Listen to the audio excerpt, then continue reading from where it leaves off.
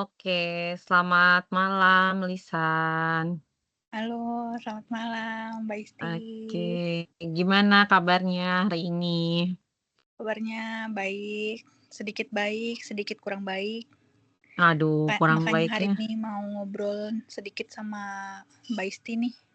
Aduh, nggak baiknya kenapa? Kok Nggak bisa baik, nggak baik? nggak baiknya karena begini. Jadi, hmm, Mbak Isti kan udah kenal saya udah lumayan lama lah ya. Nah, saya Mhm, nih sering sekali mengalami di mana em, saya ketemu keadaan ini di dalam diri saya sendiri ya, dalam keadaan saya mhm, sering merasa, kok kalau saya ngomong, orang-orang tuh jarang mau dengerin ya gitu. Jadi kayak misalnya di perusahaan, di kantor gitu ya. Di kantor misalnya saya kasih mhm. ide, atau saya kasih pendapat atau prediksi gitu dan lain-lain, saya kasih tahu kalau misalnya kita mengambil keputusan A, B, C, efeknya akan E, F, G gitu. Misalnya saya sampaikan kepada Mhm. tim gitu. Nah, kata-kata saya tuh jarang sekali didengarkan gitu.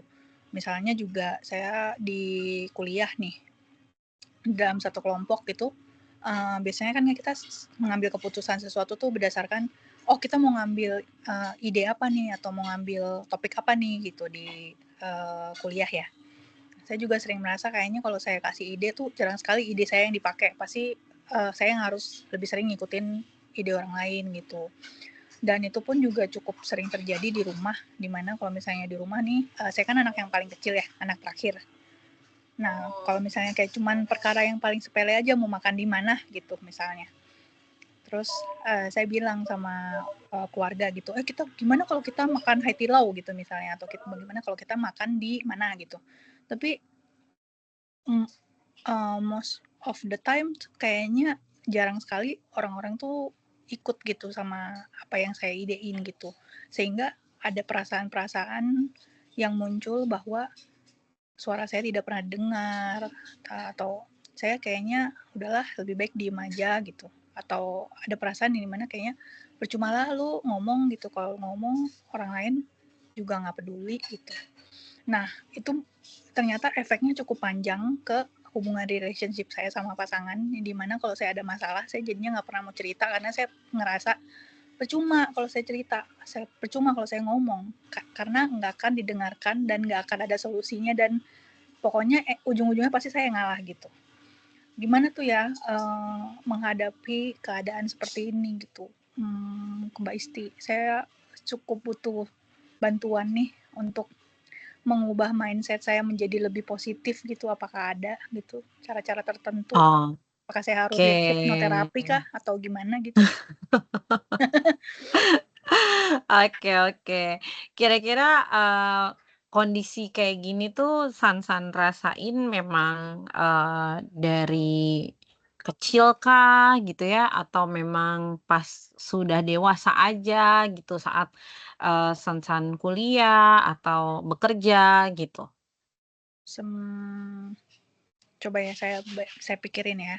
Mhm, Ini isunya baru saya alamin, saya baru merasakan efeknya tuh kayaknya mhm, pada saat saya dewasa. Tapi mhm. sebenarnya ternyata kalau misalnya saya flashback ya, saya lihat-lihat dari masa kecil itu memang kayaknya dari kecil itu udah begitu sih. Karena saya kan anak paling kecil nih di keluarga. Mhm, Jadi memang mmm, nggak akan ada yang pernah ngikutin apa yang maunya saya gitu. Pasti saya yang harus nurut gitu. Saya yang dengerin kata kakak saya, atau misalnya mama saya pasti ngerasa, "Ah, lu anak kecil tahu apa sih?" Gitu. Jadi mungkin itu efeknya sampai ke dewasa dan bahkan sampai, usia saya yang udah sekarang itu pun tetap, mmm, saya selalu dianggap yang paling kecil gitu. oke. Mhm. Sansan berapa berkeluarga? Maaf. Berapa bersaudara, saya Bersaudara, sorry, saya 3 bersaudara, saya cewek semua, heeh, terus saya anak paling kecil. oke, jaraknya? Jaraknya beda-beda 2 tahun sih. 2 tahun aja. Heeh Oke, heeh, 2 berarti tahun 2 tahun aja. dari sejak kecil ya, tadi Sansan merasa bahwa, tidak didengar gitu ya, atau tadi dianggap anak kecil sehingga tidak dilibatkan dalam pengambilan keputusan dan, Mhm sampai sekarang, akhirnya Sansan juga merasakan hal yang sama gitu ya. Nah, mhm. apakah ketika dewasa ini Sansan merasa bahwa memang sudah mengutarakan kemudian semuanya, mengalami penolakan atau memang hanya maksudnya bisa dibandingkan nggak berapa yang ditolak, berapa yang disetujui gitu? Yang pernah diutarakan ya, jangan ngitung yang belum gitu, Nah sudah kalau berusaha mengutarakan gitu? nah itu sih saya nggak pernah ngitungin banget nih ya, nggak pernah Mhm, benar-benar dihitung, mhm, probabilitasnya antara yang mhm, diterima dan ditolak ya. Tapi setiap mhm, kali setiap kali saya merasa ada keputusan-keputusan yang penting, mhm, yang saya rasa, "Please dong dengerin saya kali ini," gitu. Itu mhm, kebanyakan tuh nggak kejadian gitu. Kebanyakan oke, nggak kejadian dan ternyata itu cukup triggering gitu. mhm. Yang kayak Oh bikin jadi saya tuh cukup, nyesek banget, "Kenapa kenapa lagi saya tidak didengar?" Gitu. tapi Git maksudnya Sansan selalu berusaha mengutarakan ya? mhm Nah, mhm. sebenarnya upaya Sansan untuk mengutarakan itu udah bagus gitu ya. Mhm Kenapa? mhm Karena setidaknya Sansan sudah, mau mengungkapkan apa yang menjadi pandangan Sansan. Nah, sekarang, jangan berfokus kepada, kenapa kok mereka nggak mau terima gitu ya, kenapa kok mereka, seolah nggak mau dengerin gitu ya. Karena memang, eee, apa ya istilahnya, tidak semua hal itu bisa menjadi sesuatu yang kita pikirkan gitu. Jadi, eee, apa ya, jadi, pemikiran mereka gitu ya dengan pemikiran Sansan mungkin ada berbeda gitu ya. Tapi ketika berbeda bukan berarti, eee Sansan ini, nggak berharga gitu kan, pendapat Sansan bukan berarti nggak berharga gitu. Mungkin memang ada pendapat lain yang, dirasa, oleh kelompok itu menjadi, pemikiran yang lebih pas, lebih cocok, seperti itu. Nah, tetapi poin pentingnya di sini adalah Sansan kecil yang biasa tidak dapat mengutarakan, Sansan dewasa sini bisa mengutarakan. Itu poin pentingnya gitu ya. Jadi, kekhawatiran Sansan akan tidak diterima, akan tidak, didengar, itu sebenarnya tidak terjadi. Kenapa? Karena sebenarnya Sansan sudah mengungkapkan itu. Nah, ketika Sansan sudah berani mengungkapkan itu, nah keputusannya itu berbeda dengan keputusan yang diharapkan, itu kan sebenarnya sesuatu yang memang menjadi, sesuatu yang sangat mungkin terjadi gitu kan, antara iya atau tidak gitu, kan itu pilihan yang akan terjadi gitu. Nah, eee, poin, selanjutnya adalah apakah, kita harus selalu menginginkan pilihan kita itu menjadi solusi gitu kan, itu kan, keinginan kita gitu kan. Tapi tadi balik lagi gitu, ketika kita berkelompok gitu ya, ketika kita bekerja sama dengan tim gitu kan, pasti kan itu pembahasannya bersama tim. Nah, tetapi misalnya ketika ada kegagalan dalam tanda kutip gitu ya, di dalam tim itu dan itu sudah, menjadi suatu prediksi yang Sansan tadi sampaikan, itu kan setidaknya Sansan sudah menjadi orang yang, "Saya sudah punya pemikiran yang seperti ini loh dari awal," gitu. Jadi tidak ada, apa ya, istilahnya kayak, sesuatu yang terpendam di diri Sansan karena tidak mengungkapkan itu, gitu. Jadi, eee, kondisi seperti itu juga sama, saya juga menghadapi hal seperti itu gitu ya. Ketika kita misalnya pasti dalam satu kelompok ada yang dominan gitu kan, itu kan pasti akan, "Oh ya udahlah." Kalau Sansan mungkin masih bisa mengungkapkan itu oke gitu ya. Tapi banyak juga orang yang, "Ah udahlah nggak bakalan didengar, nggak bakalan, masuk juga, udahlah diem aja," gitu. Itu ada yang seperti itu gitu. Nah yang seperti itu berarti relasi, kecil dia sampai dengan dewasa itu nggak selesai tuh gitu kan.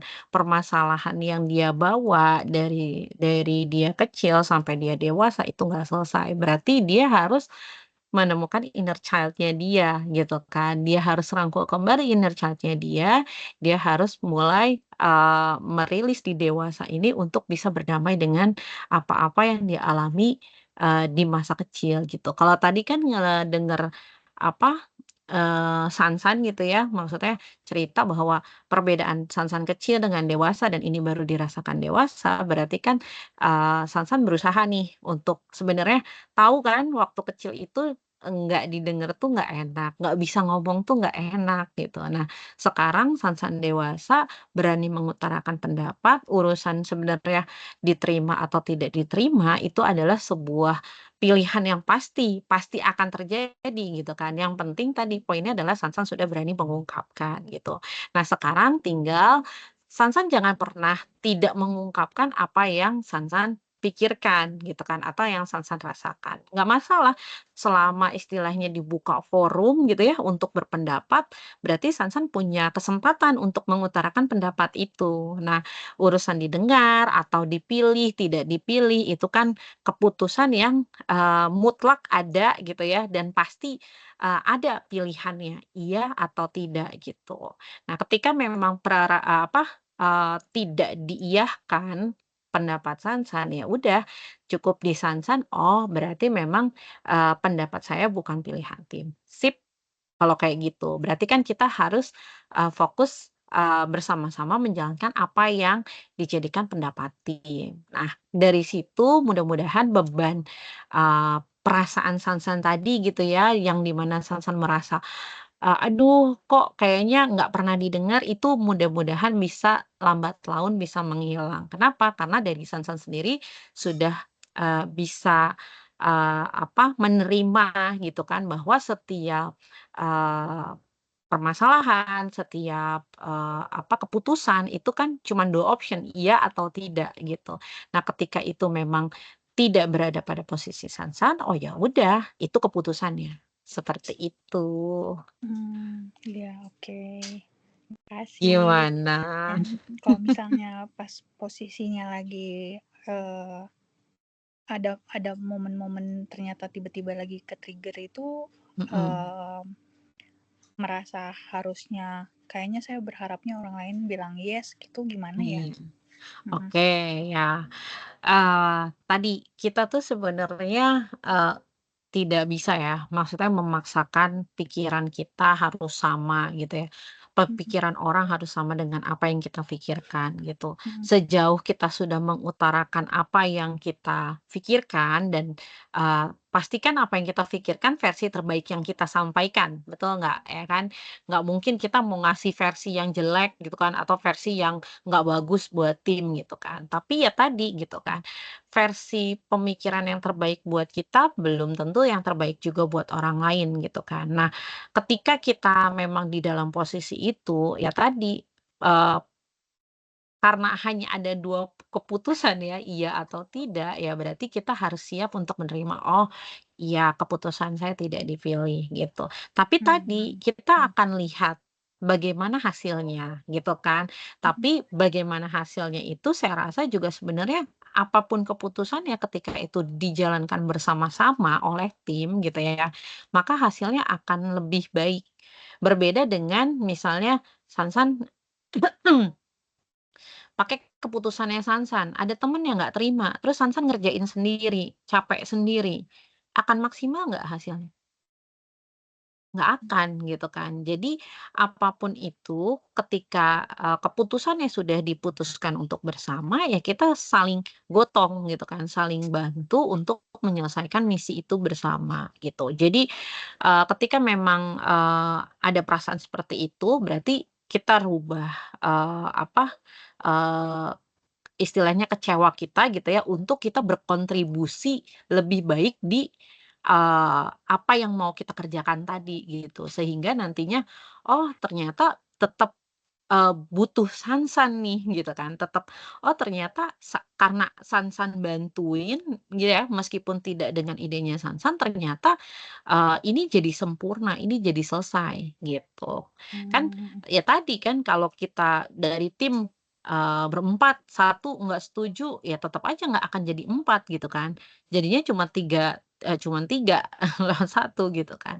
Jadi nggak akan sempurna gitu. Tapi kalau kita berusaha tadi merubah gitu ya, apa namanya, kekecewaan kita menjadi, bahan bakar kita untuk, eee, berkontribusi dengan baik gitu ya, maka hasilnya nanti akan menjadi hasil yang baik juga untuk kelompok kita gitu, atau untuk kerjaan kita atau teamwork kita gitu. Mmm. Kayak gitu, Terus San. Mbak Isti saya mau tanya, apakah Mmm, ada kayak terapi khusus gitu mmm. untuk, bisa menghilangkan perasaan-perasaan negatif seperti, rasa tidak didengar tadi? Oke, Sansan biasa tidurnya gimana? Kalau saya nih ya, sebelum tidur atau pada saat mau tidur gitu ya, ya biasalah ya baca doa gitu ya, terus, melakukan afirmasi-afirmasi positif terhadap diri gitu ya, Mhm. sambil, berucap syukur gitu ya atas apa yang kita laksanakan hari ini, kita dapat hari ini gitu ya. Terutama nikmat sehat ya kan, karena kalau sakit kebayang kemarin Sansan ngerasain rasanya nggak enak kan gitu kan. Jadi kayak yang, berusaha memberikan afirmasi positif gitu ya kepada diri bahwa saya sudah berusaha dengan baik untuk diri saya hari ini, esok saya akan lebih baik lagi dan saya akan berusaha untuk menjadi pribadi yang, bermanfaat untuk banyak orang, gitu aja. Dan terkadang memang gini, eee, menurut kita, kita sudah baik banget gitu ya sama orang, tapi ternyata ada orang yang tetap aja jahat sama kita gitu ya. Nah, kalau di situ saya berusaha untuk berpikir bahwa, oh ya udah, mereka punya hak untuk, jahat sama saya, untuk baik sama saya, tapi tetap saya konsisten untuk saya menjadi pribadi yang baik untuk siapapun gitu. Nah, sama kayak halnya Sansan tadi gitu kan. Mungkin pendapat saya tidak pernah didengar, tetapi saya akan terus bersuara untuk, menyampaikan apa yang, tadi pikiran Sansan gitu ya, apa kontribusi, ide-ide Sansan gitu. Jadi jangan pernah merasa bahwa, "Oh, karena tidak didengar saya nggak mau ngomong lagi," jangan gitu. Justru malah, meskipun hari ini saya tidak didengar, besok saya akan mengutarakan apa yang menurut saya baik dan, eee dengan pikiran dan bukan dengan emosional ya, dengan pikiran yang sudah matang ya, bahwa ini semua pasti ada perhitungannya, gitu. Jadi berikan afirmasi positif pada diri Sansan, atau mungkin Sansan suka nulis gitu ya, journaling, tulis semua apa yang Sansan rasakan di dalam jurnal tersebut gitu kan. Misalnya tentang perasaannya, tentang, emosinya gitu ya, tentang kejadiannya gitu. Atau, melakukan hobi-hobi yang Sansan suka misalnya gitu kan, berkebun atau menggambar gitu ya, mewarnai gitu kan. Banyak cara sebenarnya yang bisa kita lakukan untuk kita bisa, apa ya, bahasanya lebih ke relaksasi gitu ya. Atau ada juga yang saya cuman butuh tidur udah gitu. Itu lebih gampang lagi gitu ya. Jadi, Sansan gali gitu ya, apa sih yang sebenarnya Sansan, senangi, sukai gitu ya, sehingga bisa menimbulkan semangat diri Sansan untuk tetap bersuara tadi gitu, seperti itu. Mmm, oke baik, nanti saya Sansan coba. sukanya apa? Saya sukanya apa? Mungkin salah satu option journaling tadi Mhm, bisa dicoba. journaling ya, oke, Mhm bisa mhm. Nanti dicoba. mungkin saya akan tulis, kapan-kapan saja terjadi keadaan di mana saya Mhm, merasakan hal tersebut, mhm, lalu, pikiran apa yang saya rasakan gitu, lalu saya mhm, coba tulis oh, juga skalanya, skala emosinya mhm. gitu, Atau dari 1 sampai 10, lalu nanti ya kadang. respon apa yang saya ambil gitu. Nah, itu boleh, mau selengkap itu lebih bagus gitu ya. Atau Mhm. kadang nggak perlu terlalu ribet, mungkin cukup warna. Warna apa yang Sansan rasain hari ini gitu ya. Maksudnya kasih kode warna gitu ya, merah misalnya itu sangat kesal, kuning, hijau, biru gitu ya. Dibuat dalam bentuk stiker atau ya tadi mewarnai di tiap tanggal gitu ya, itu juga nggak Mhm, masalah gitu. Khawatirnya kan mungkin Sansan sibuk dengan pekerjaan gitu ya atau yang lainnya gitu. mhm. Jadi yang penting tracking emosinya itu bisa kelihatan dalam satu periode gitu dan nanti Sansan juga bisa refleksi tuh, "Oh ternyata 1 bulan ini saya lebih banyak emosinya ya," gitu. Atau Mhm. mungkin ternyata di tanggal-tanggal tertentu, ternyata itu di tanggal-tanggal Sansan mau PMS gitu. Mhm, Pas iya iya. dapet ya kan, Iya berarti iya kan iya. kita, oh ternyata perasaan itu cuman karena hormon aja. Nah jadi sebenarnya, perasaan Sansan tadi, oh itu cuman kebawa hormon gitu, bukan yang betul-betul merasa tidak berdaya atau tidak, didengar gitu. Kan karena kita perempuan ya, kan ada hormon juga yang mempengaruhi, diri kita nih kan setiap bulannya gitu. Jangan-jangan hanya di tanggal-tanggal itu aja gitu kan, karena selama ini kan kita nggak pernah tracking nih gitu kan. Nah siapa tahu pas kita tracking, oh ternyata enggak ya gitu, atau memang ternyata pas di mata kuliah yang berat aja nih yang tugasnya banyak gitu kan. Kalau tugasnya enteng mah, gampang gitu kan. Jadi, Sansan nggak terbebani gitu loh dengan punya tracking tadi. Jadi kita bisa lihat, oh ternyata begini begini gitu. Kalau Oke. terkait kuliah kan bisa dilihatnya nanti 1 semester. Oh selama 1 semester tuh di mata kuliah ini aja nih saya kayaknya agak lebih emosional ya. Oh ternyata kelompoknya masih ini gitu. Nanti di mata kuliah ini, oh enggak ternyata. Ya udah berarti kan, kelihatan gitu kan. Seperti Mhm. itu gitu. Oke, baik kalau begitu. Makasih ya udah dengerin saya. Sama-sama Sansan. Nanti kita Mudah-mudahan coba tracking ya, ke depannya gimana. iya, biar Untuk kita makin bahas semangat. sama-sama lagi. Sip, Oke, semakin terima semangat kasih ya. Mercy. Sama-sama, Sansan. Terima kasih juga. Wah.